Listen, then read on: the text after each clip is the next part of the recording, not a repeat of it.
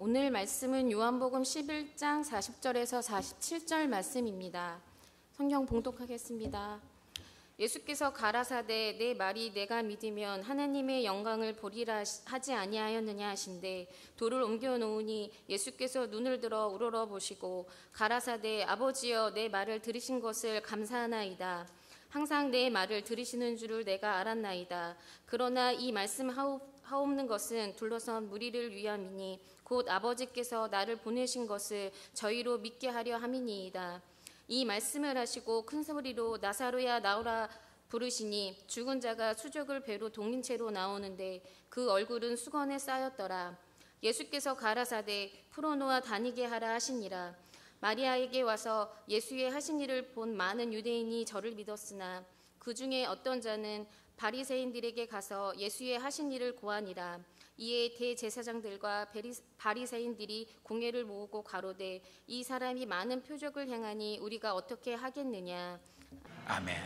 예수님께서 베다니에 오셨는데 그 베다니에 오신 곳이 어디였냐면 나사로의 무덤이었습니다. 이미 나사로가 죽은 지 나흘이 지났습니다. 그 무덤 안에서는 썩은 냄새가 나는 것이죠. 펄펄 썩은 냄새가 나는 곳에 예수님이 오셔서 예수님이 펑펑 우십니다. 그건 두 가지죠. 하나는 예수님은 참 사람이시고 우리와 같은 감동을 가지고 쓰신 분, 우리와 같은 인성을 가지고 계시는 분. 그래서 예수님께서는 그가 멸시도 받아보셨고, 그래서 이사야 53장에 보면 멸시를 받되 멸시를 받으시고 사람들에게 싫어버린 바 되시고, 그 다음에 예수님께서는 간고를 많이 겪으시며, 그러니까 고생 너무너무 고생스러운 인생을 예수님도 사셨다. 아니, 모든 나르는 새도 깃들 곳 있고 모두 머리 둘 곳 있건만 인자는 머리 둘 곳이 없었다. 모든 사람들은 다 그래도 옷이 몇 벌은 있지만 예수님은 두 벌 옷조차도 없었다. 참 예수님께서는 간고를 많이 겪으셨어요. 세 번째, 예수님은 질고를 짊어지신 자다라고 이렇게 말했어요. 예수님의 질고는 예수님이 사실 병약하지는 않으셨어요. 그러나 그들을 볼 때에 눈먼 자가 자를 만나면 마치 내가 눈먼 자인 것처럼, 안진뱅이를 만나면 마치 내가 안진뱅이인 것처럼 그 사람의 모든 고통을 함께 나눌 수 있는 그런 분이셨다라고 이렇게 말씀하고 있습니다. 그래서 예수님은 인성을 가지고 있기 때문에 우시는 거예요. 얼마나 많이 우셨는지, 흐느껴 우시는지 주변에 있는 사람들이 예수님의 눈물 흘리며 우시는 그 모습을 다 본 거예요. 그래서 옆 사람들이 이렇게 말하죠. 야, 얼마나 사랑했으면 예수님조차 저렇게 우실까? 얼마나 사랑했으면 예수님이 우실까? 그러면서 또 한 가지를 우리는 여기서 배우는데 더 놀라운 사실을 배우는 거죠. 예수님이 우셨다라는 것은 여러분, 만약에 벌레가 죽었으면 울지 않잖아요. 쓰레기를 버리면서 울지 않잖아요. 그러니까 얼마나 그가 예수님 보시기에 가치가 있었는가라는 것이죠. 예수님은 정말 나사로를 가치 있게 여기신 거예요. 그래서 그를 위하여 우는 거죠. 그가 좋은 학벌을 가지고 있거나 좋은 집을 가지고 있거나 좋은 직장을 가지고 있거나 돈을 많이 갖고 있거나 탁월하거나 사람들에게 인기 있는 직종을 가지고 있거나 이런 게 전혀 없어요. 예수님은 나사로 자체를 하나님의 보화로 보시는 거죠. 우리는 포장을 귀하게 여기지만 예수님은 본질을 소중하게 여기는 거죠. 예수님은 그 안에 있는 하나님의 형상을 보면서 그 안에 있는 하나님의 형상을 보면서 소중히 여기시며 울만한 가치가 있다라는 거예요. 사랑하는 여러분 제발 한 가지 부탁입니다. 여러분은 사람을 볼 때에 외모로 판단하지 마십시오. 그가 가지고 있는 학벌이나 그가 가지고 있는 돈이나 그가 가지고 있는 명예나 권력이나 여기에 가치를 두지 마세요. 정말 사람의 가치는 어디 있냐면 그 안에 하나님의 형상에 있는 것입니다. 흙을 빚으시고 그 코에 생기를 불어넣으시며 하나님께서 아담을 불러내신 하나님, 하나님께서 사람을 얼마나 소중하게 여기냐면 사람이 가지고 있는 것을 소중히 여기는 것이 아니라 사람 자체를 소중히 여기는 거예요. 오늘 여러분 옆에 앉아 계시면 그분에게 이렇게 눈 좀 마주치면서 얘기를 해요. 당신 이 자체가 보석입니다. 시작.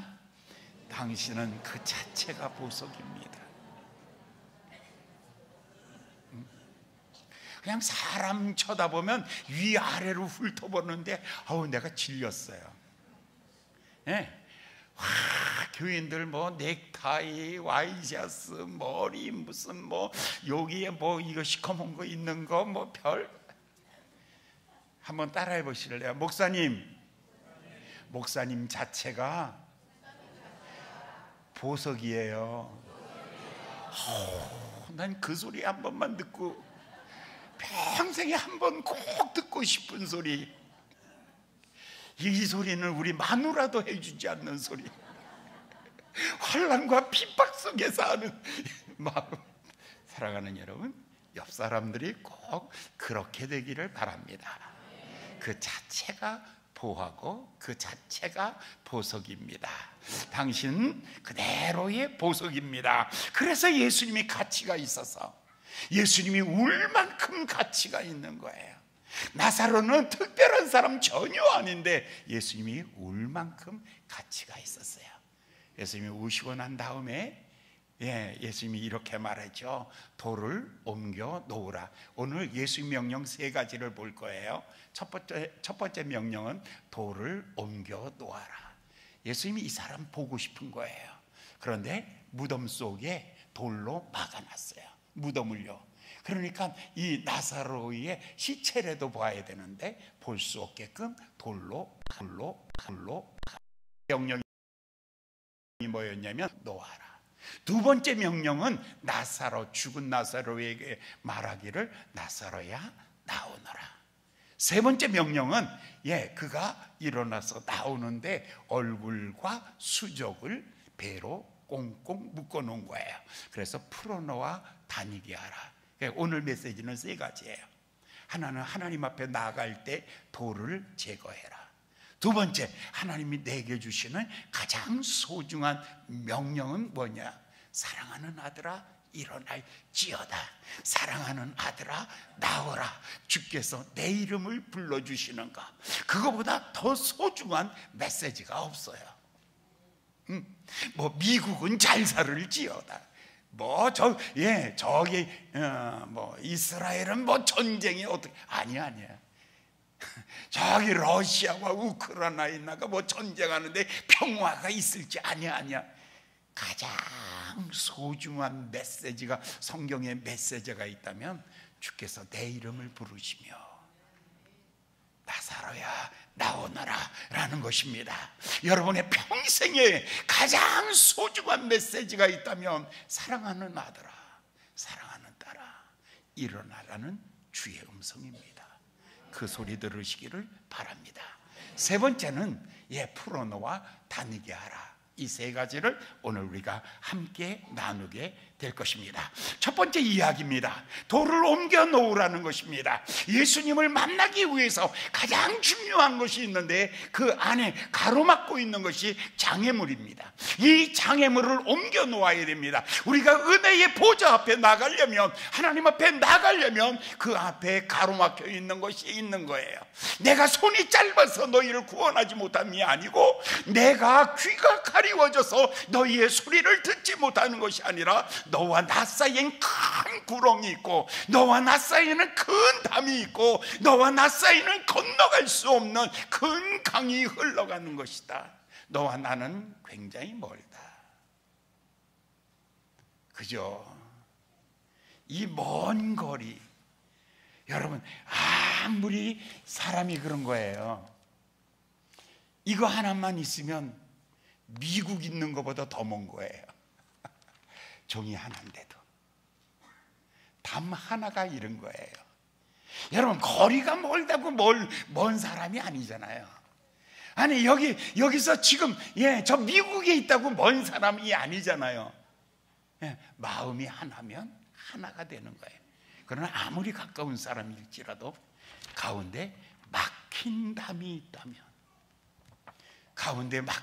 있다면 여러분 부부간에도 그렇게 가까우면서도 세상 팔자에 세상에 그렇게 안 맞을 수가 없어. 한 번도 맞은 적이 없어. 부부간에 마음이 같아 본 적이 한 번도 없어. 그래서 당신은 영원한 나의 로또래. 로또는 맞으면 안 돼. 맞는 일이 없어. 한 번도 여러분 이게 왜 그런 줄 아세요? 거리의 문제가 아니라 중간에 막힌 담이 있는 거예요. 이게 바위잖아요. 큰 돌이 앞을 가로막고 있는 거예요. 그래서 예수님이 명령한 것이요, 너와 나 사이에 이 막혀 있는 거 이거 좀 헐어내라고 이렇게 말하고 있죠.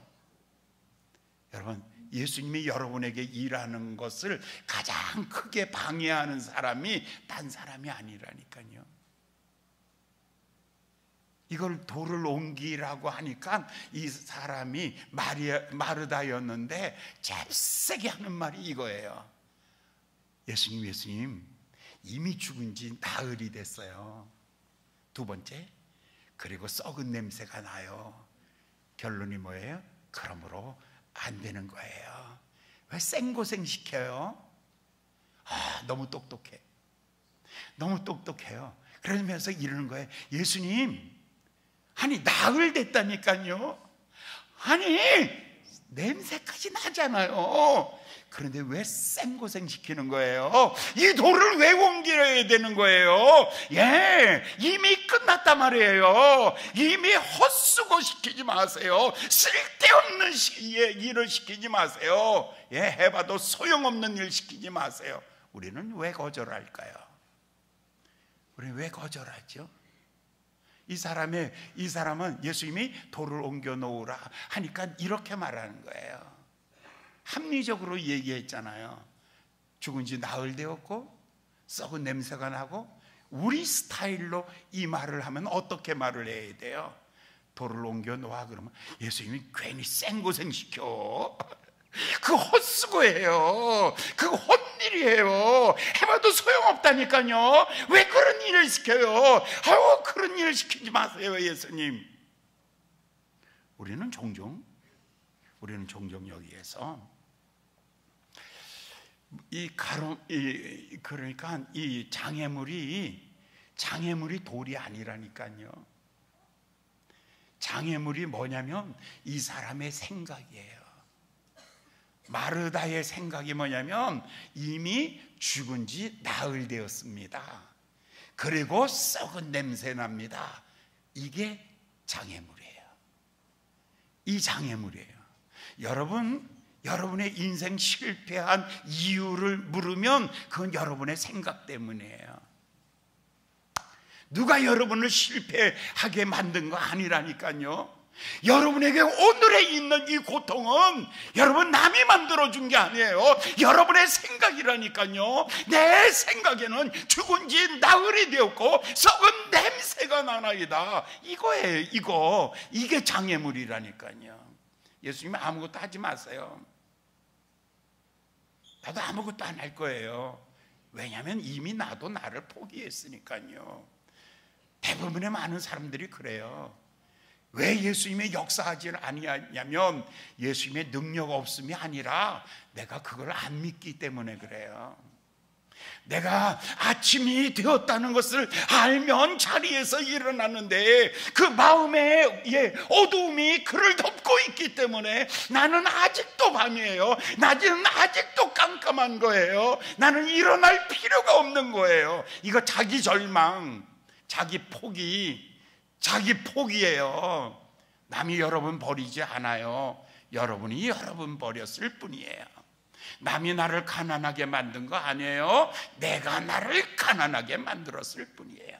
남이 나를 병들게 한 게 아니에요. 내가 나를 병들게 했는데, 오늘 이 자리에 와서도 여러분이 10년이 지나도 여러분이 은혜 받지 못한다면, 그거는 한번 따라해 보실래요? 목사님 잘못 아니에요. 나는 매일 나만 내가 잘못인 줄 알았어요. 맨날 그래서 설교를 얼마나 못했으면 10년이 돼도 저 인간은 변하지 않아. 질렸어. 그러면서 또 한 가지는 그 사람 보면서 내가 나에 대하여 질려버려. 그런데 오늘 그 말씀 그게 아니에요. 오늘 예수님이 일을 못하시는 것이 아니라 이 사람의 생각이 가로막고 있는 거예요. 예수님이 저 돌을 옮겨 놓으라는 말은 내 속에 있는 절망을 옮겨 놓으라는 거예요. 내 속에 있는 포기한 것을 옮겨 놓으라는 거예요. 나는 안 된다는 생각을 버리라는 거예요. 나도 나를 포기했다는 생각을 버리라는 거예요. 여러분이 여러분을 버리신다면 아무도 여러분을 도울 사람이 없어요. 여러분은 여러분에 대하여 기대를 가지셔야 돼요. 내 생각에는 그렇잖아요. 예수님께서 돌로 옮기라는 말은 이미 죽었다는 거 모르는 것 아니잖아요. 썩은 냄새 나는 거 모르는 거 아니잖아요. 옮겨 놓으면 내가 일할게. 사랑하는 여러분, 하나님 앞에 나가시면 은혜는 하나님이 주시는 거예요. 부르짖으면 응답은 주님이 주시는 거예요. 기도하면 응답은 주님이 주시는 거예요. 내가 응답을 만드는 줄 안다니까요. 그러니까 기도 안 하는 거예요. 기도 안 하는 사람 있죠? 그 교만한 인간이야. 역사상 가장 교만한 인간은 기도 안 하는 인간. 옆 사람 쳐다보지 마. 여러분 본인 봐. 혹시 또 이 인간이 아닌가 해가지고 또 옆 사람 보면서 아이고 이 인간이 또 내 앞에 앉았네. 내가 하는 줄 알아서 안 해는 거예요. 왜 기도 안 하는 줄 아세요? 안 하는 줄 아세요? 내가 하는 줄 알고. 왜냐하면 나는 나에 대하여 포기했으니까. 나는 나에 대하여 절망하고 있으니까. 나는 나에 대하여 너무 많이 알고 있으니까. 내가 이미 죽은 것을 4일 전에 죽은 것을 알고 있으니까. 이미 내 머리가 썩어 있는 냄새가 나는 것을 내가 알고 있으니까. 이미 내가 내일에 대하여 포기하고 있는 것을 내가 알고 있으니까. 근데 예수님이 뭐라 그러는 거예요? 그래도 기도하라는 거예요. 응? 너가 그렇다 할지라도 돌을 옮겨 놓아라. 살리는 것은 내가 하는 거야. 구하라. 그리하면 주시는 거는 내가 하는 거야. 두드려라. 그러면 열어주시는 건 주님이 하시는 거야. 발로 찾으라. 그러면 만나게 하시는 분이 주님이시라니까요. 여기에서 예수님이 말하잖아요. 내가 살리라는 것이 아니다. 내가 그를 살아나게 하려는 것이 아니다. 바로 내가 일한다는 것이다. 여러분, 누가 외질식하는 거예요? 여러분, 부모들이 자식에 대하여 제일 질식할 때가 언제예요? 미역국 먹은 게 진짜 후회스러운 날이 언제예요?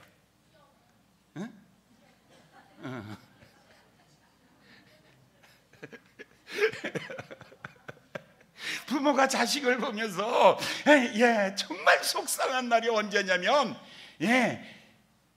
가장 대견스러운 날은 넘어져도 털고 일어날 때.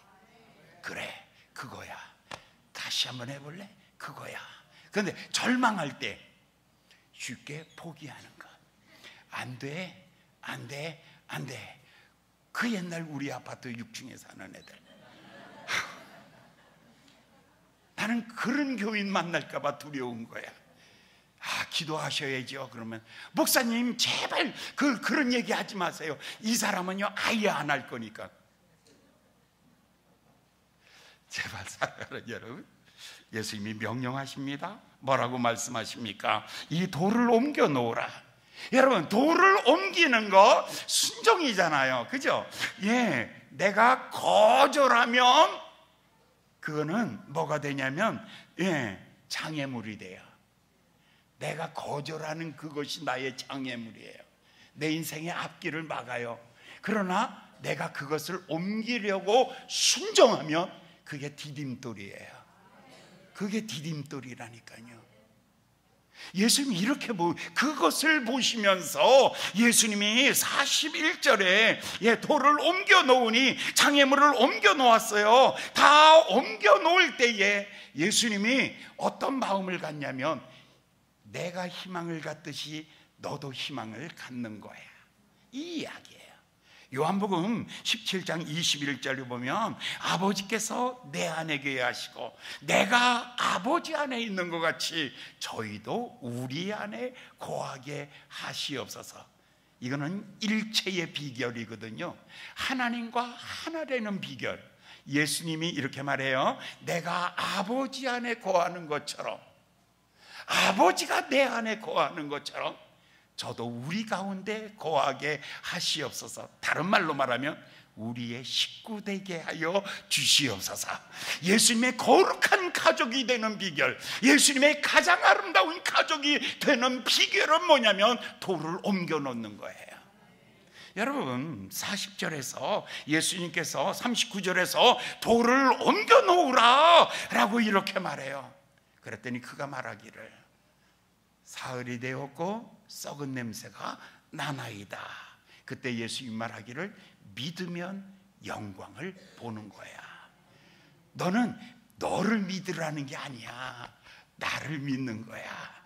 내가 일한다니까. 너는 옮겨놓고 내가 일하는 거야. 참 신기한 거. 여러분 가끔은 여러분 원정수 박사 같은 사람 간증은 좀 들어보세요. 유튜브 같은데 그냥 막 홍수예요, 홍수. 예, 그 대전 고등학교 졸업할 때에 꼴등으로 입학했어요. 수석으로 졸업했어요. 서울대 의대 수석으로 합격했어요. 그런데 그 비결이 하나 있어요. 예, 그의 마음의 문을 열어놓으면 하나님도 열어주시는 거예요. 그가 기도하기를 시작하는 거예요. 하나님 지혜를 주시옵소서. 하나님 지혜를 주시옵소서. 이 말은 뭐냐면 자기 긍정이에요. 자기 긍정이에요. 하나님이 지혜 주시면 나도 할 수 있어. 하나님이 지혜 주시면 나도 할 수 있어. 하나님이 능력 주시면 나도 할 수 있어. 하나님이 하시는 거야. 하나님이 내게 능력 주시는 거야 라고 하나님을 의지하며 믿음으로 나아갔더니 하나님께서 하늘문을 여시고 그에게 지혜를 쏟아 부어 주시는 거죠. 탁월한 사람 되는 거예요. 오늘 예수님께서 지금 믿으면 영광을 보리라는 것은 너를 믿으라는 게 아니야. 이거 믿으라는, 아니 나사로의 그 썩은 시체 믿으라고 하는 것도 아니고 너 믿으라는 게 아니야. 나를 믿으면 영광을 볼 거야. 믿는다는 표현이 뭐냐면 돌을 옮기는 거야. 내가 주를 의지하여 이 돌을 옮기겠습니다. 내가 주를 의지하여 이 장애물을 옮겨 놓겠습니다 라고 하니까 하나님께서 그에게 영광을 보리라 라고 이렇게 말씀하고 있는 것입니다. 예수님께서 가버나움에 가셨을 때 사람들이 너무 많이 모였어요. 인산인해를 이루었어요. 그때 예수님을 만나고 싶어가지고 사람들을, 자기 친구가 중풍 걸린 친구들이 4명이 한 친구를 데리고 왔어요. 그리고 지붕을 뜯어내리는 거죠. 지붕을 뜯고 내 귀의 상에다가 사람을 싣고 그 줄을 묶어서 대롱대롱 내려놓는 이 하늘에서 이 환자가 내려오는 이 모습을 보시며 성경은 이렇게 말해요. 예, 가버나움에서 예수님 말씀하기를 그 믿음을 보시고 소자야 내 죄 사함을 받았느니라. 믿음을 보시고 소자야 일어나 내 상을 가지고 걸어가라. 믿음이란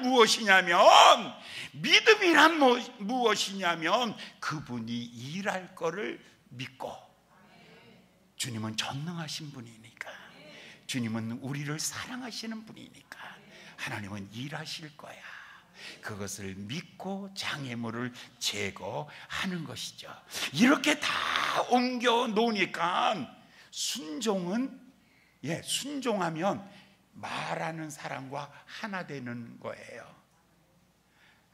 여러분, 그 사람하고 사귀기 싫으면 그 사람이 부탁하는 거 절대로 들어주지 마라.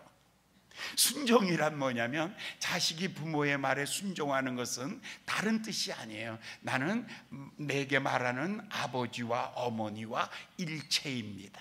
또한 부모는 자식이 아버지의 말과 어머니의 말을 순종할 때에 우리는 일체야, 우리는 하나야. 예수님이 그것을 요한복음 17장에서 말해준 거예요. 요한복음 17장에서 21절에 아버지께서 내 안에 거하시고 내가 아버지 안에 있는 것 같이 이제 저들도 우리 안에 거합니다. 저들이 누구예요? 이제 마르다죠. 마르다도 지금은 뭐예요? 그 하나님이 일하시는데 장애물이 하나 있어요. 돌덩어리. 그 돌덩어리가 자기 생각이에요. 그걸 버리고 돌을 옮겨놓는 순종을 통해서 이제 저가 우리와 하나입니다. 사랑하는 여러분, 교회는 똑똑한 사람 모이는 것이 아니라 순종하는 사람이 모이는 거예요. 축복은 누가 받는 것이 아니라, 누가 받느냐면 똑똑한 사람이 아니에요. 하나님의 역사는 순종하는 사람이 받는 것입니다. 그래서 예수님께서 이렇게 말하잖아요. 너희가 내 안에 거하고 내 말이 너희 안에 거하면 무엇이든지 원하는 대로 얼마든지 구하라. 그리하면 내가 이루리라. 일체됨의 원리예요. 하나님과 내가, 여러분이 순종하지 아니하면서 하나님과 내가 하나다고 말하면 거짓말이에요. 순종이 뭐냐면 하나님과 하나됨을 선포하는 거예요. 돌을 옮겨 놓으라, 아멘 하고 돌을 옮겨 놓음으로 말미암아 온 천하에 그 순종을 통하여 일체됨, 하나됨, 동일성의 원리, 예수님이 그 사건 속에서 하나가 되었다는 거예요. 사랑하는 여러분, 여러분의 삶의 순종을 통해서 예수님과 하나, 하나님과 하나, 우리 모두가 다 예수님의 가족이 되는 놀라운 축복이 있기를 예수님의 이름으로 축원합니다. 이제 이것을 돌이 굴러 떨어졌어요. 그러고 났더니 두 번째, 예수님이 명령하십니다. 첫 번째는 돌을 옮겨 놓으라. 이번에는 뭐라고 말씀하시냐면 큰 소리로, 성경에 가로 열고 큰 소리로 예수님이 소리를 지릅니다. 여기 있는 모든 사람 다 일어나라는 게 아니에요. 예수님은 언제든지 정확하게 지명해서 축복하십니다. 사랑하는 여러분, 오늘 이 아침에 여기에 모인 모든 성도들, 우리는 모든 성도라고 말합니다. 그러나 예수님은 나사로의 이름을 부르면서 나사로야 나오너라 라고 죽음을 호령하십니다. 죄악을 호령하십니다. 죽음을 호령할 때에 사로잡힌 곳에서 벌떡 일어나서 나옵니다. 사랑하는 여러분, 첫 번째는 순종의 능력이에요. 두 번째는 뭐냐면 예수님의 말씀이 얼마나 능력이 있냐면, 잠언 18장에 보면 죽고 사는 것이 혀의 권세에 있으니, 죽고 사는 게 혀의 권세에 있어요. 우리나라가 이렇게 잘 사는 것은 옛날에 우리가 다 도와준 거예요. 우리는 코 흘리면 언제든지 여기다 풀었거든요. 그래서 이렇게 풀었죠. 이럴 때마다, 코 흘릴 때마다 우리 엄마가 늘 해주신 말씀이 있어요. 흥해, 하면 마셔. 야 임마, 마시지 말고 풀어, 풀어. 그래가지고 하다 보니까 여기가 반짝반짝 빛났죠. 그러더니 인생이 빛난 거예요. 이 나라가 이렇게 잘 된 것은 말의 권세인데, 어떤 권세예요? 어느 날인가부터는 아이들을 보면서 흥하라고 축복하기 시작하니까 이 나라가 이렇게 잘 살게 되는 거예요. 근데 어느 날인가는 이 나라도 돼지가 못 사는 날이 있었어요. 육실할 놈, 나가 돼져라. 그래서 나라가 갈기갈기 찢어진 거예요. 나가 돼지라니까 저 월남까지 남의 전쟁까지 가서 싸우다가 죽는 거예요. 말 조심해야 돼요. 예, 자녀들에게는 축복보다 더 좋은 권세가 없어요.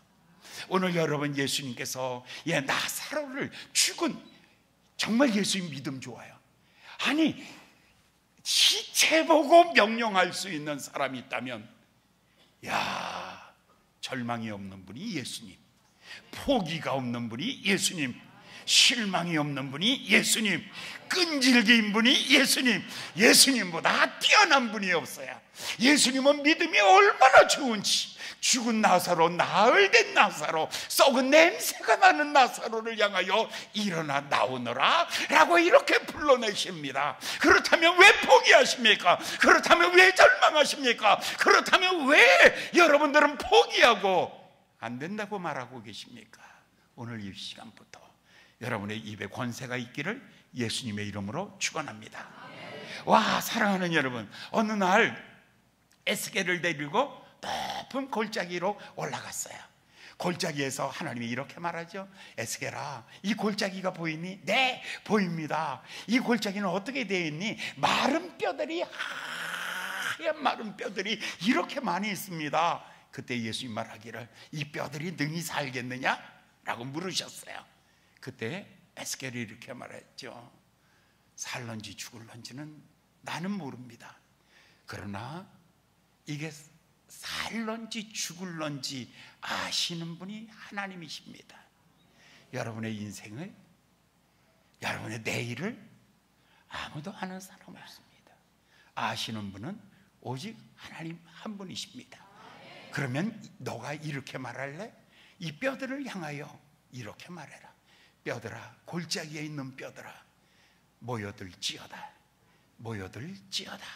그랬더니 뼈들이 모여져서 어떤 형상을 이루는데 사람의 모양을 이루어요.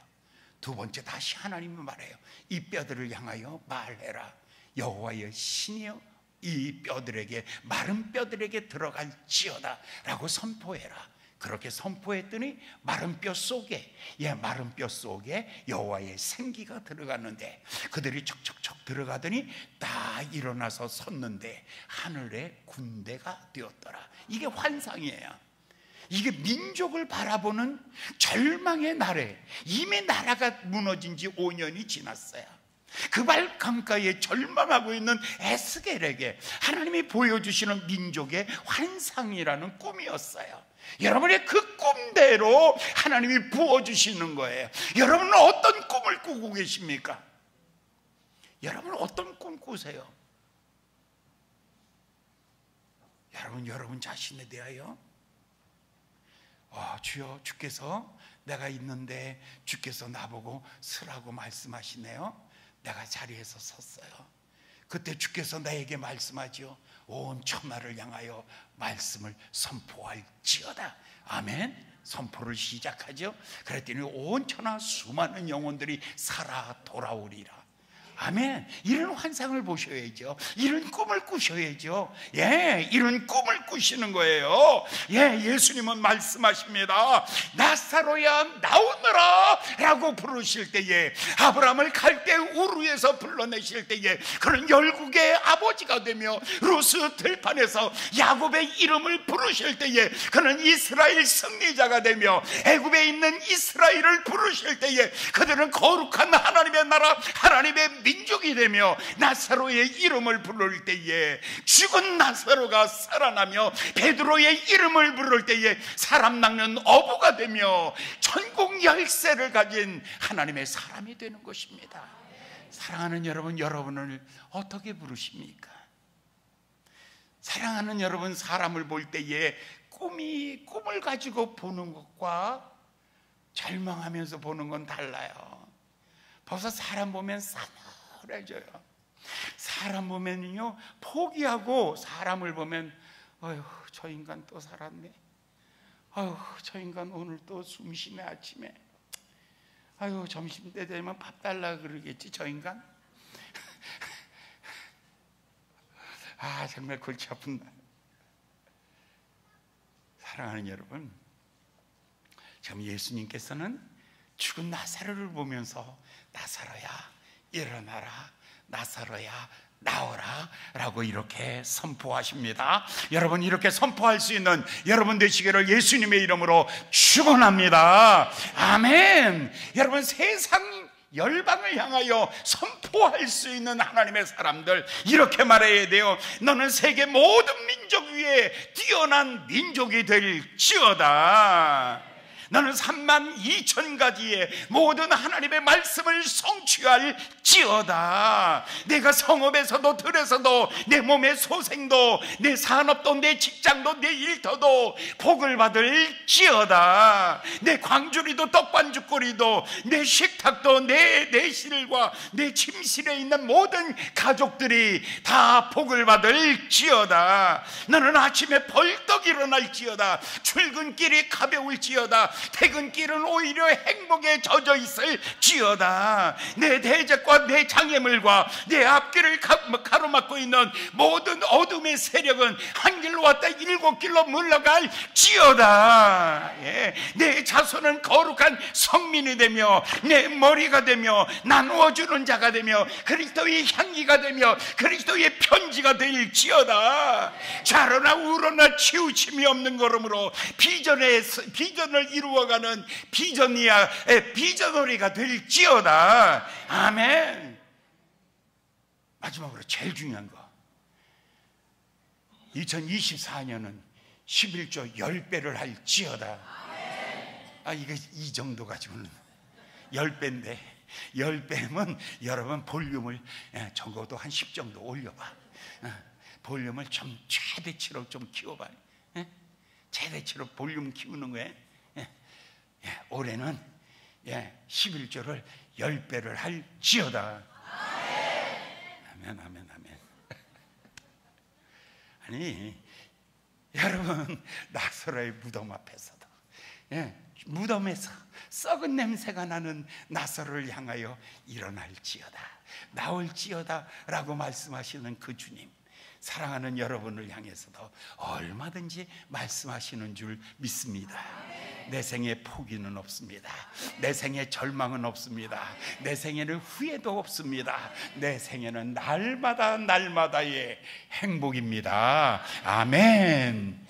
이제 44절의 말씀입니다. 오늘 예수님께서 이렇게 말하죠. 죽은 자가 수족을 배로 덮인 채로 나오는데 그 얼굴은 수건에 쌓였더라. 예수께서 가라사대 풀어놓아 다니게 하라. 세 번째 명령이죠. 세 번째는 풀어놓아 다니게 하라. 근데 어디를 묶어놨냐면 손과 발, 그 다음에 얼굴까지도 다 묶어놓은 거예요. 사랑하는 여러분, 우리는 살았지만 살아있어요. 그래서 이사야 58장 6절에 이렇게 말합니다. 나의 기뻐하는 금식은 흉악의 결박을 끌어주며 멍에의 줄을 끌어주며 압제당하는 자를 자유케 하며 멍에를 꺾어버리는 것이 아니겠느냐. 예수를 믿어요. 그런데 염려와 근심이 나를 꼭꼭 묶고 있어요. 사랑하는 여러분, 이거 다 꺾어버리시기를 예수님의 이름으로 축원합니다. 근데 이거 여러분, 예수 믿어도요, 귀신이 여러분 마음속에서 얼마나 역사하는지, 마음이 불안하고요, 마음이 초조하고요, 죽고 싶은 생각이 가득하면요, 그 마음에는 어둠의 영이 지배하고 있는 거예요.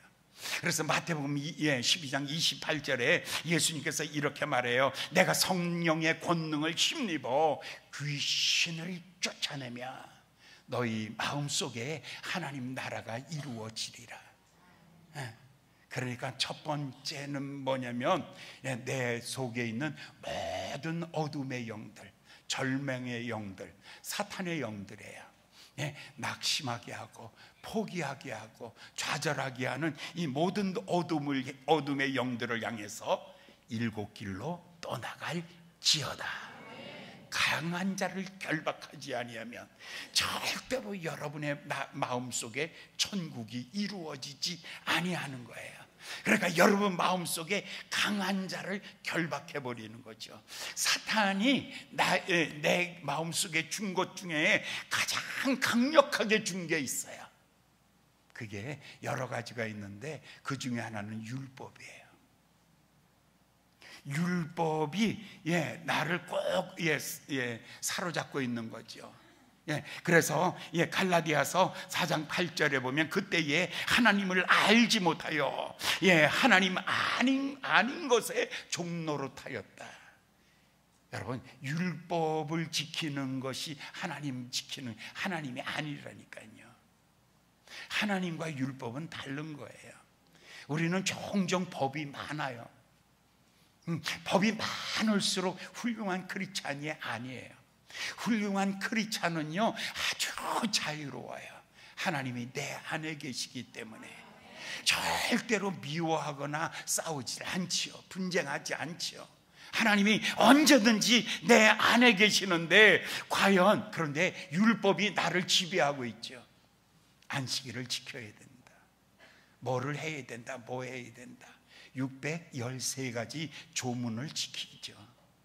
그런 것들에서 자유하셔야 되는 것이죠. 예수님도 가늠하다 현장에서 잡힌 여자에게 예수님이 나도 너를 정죄치 아니하노니 가서 다시는 범죄치 마라. 그런데 그 여자의 마음속에 나는 가늠하다 잡혔어 라는 것만 꼭 가지고 평생 살으면요 우리는 자유함을 못 누리는 거죠.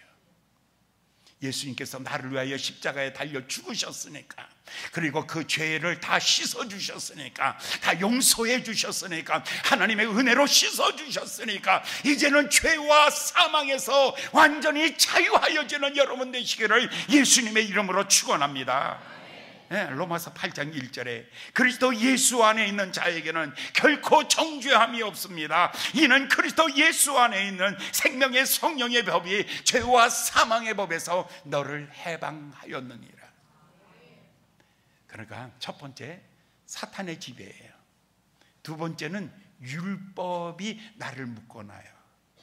세 번째 또 묶는 것이 고린도전서 5장 9절에 보면 음행하는 자들은 사귀지 말아라. 그러니까 요즘은 이 쾌락이 얼마나 강한지 모르죠. 그죠? 사탄의 세력, 음행하는 것, 음행이에요. 그 다음에 10절에 보면 이렇게 말해요. 음행하는 것, 탐하는 것, 토색하는 것, 이거는 우상숭배자와 같은 것이다.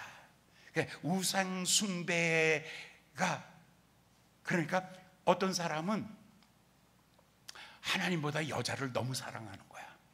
아니, 사랑하지 말아야 돼. 그거 어떻게 쉽게 얘기하는 방법 없어?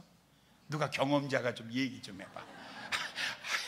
이거 경험이 없어가지고 내가 이 얘기를 못하네. 여기 보면 성경이 그렇게 말해. 음행하는 자는 그 음행이 쾌락이 우상이에요. 그게 하나님 같은 거라니까요. 또 어떤 사람은 욕심, 탐내는 거, 그게 우상이야. 그러니까 우리의 욕망을 섬기는 자들, 이런 자들은 우상숭배자다. 이런 자들은 사귀지 마라. 그러니까 나를 예수 믿어요, 내가요. 그리고 내가 예수 잘 믿고 목사도 되고요, 내가 다 했어요. 그런데 내 안에 뭐가 있다고요? 사탄이 나를 사로잡을 때 있단 말이에요. 법이 나를 사로잡을 때가 있다니까요. 세 번째로는 탐욕이 나를 사로잡을 때가 있단 말입니다.